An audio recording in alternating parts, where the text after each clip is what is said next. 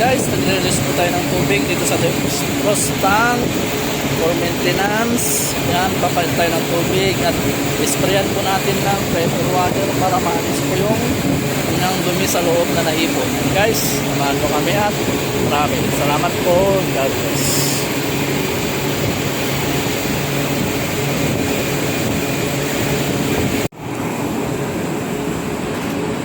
Guys, ang tubig ng tangke dito tayo sa taas. Medyo marumuy na po siya, oh. Pinakita yung ano yan, oh. Kapag malinis po yan, makikita nyo po yung tangke. Yan guys, nalinisan na po yung defrost tank. Yan, spray washer na namin, power spray namin, tinanggal namin yung putik. Yan, malinis na po siya.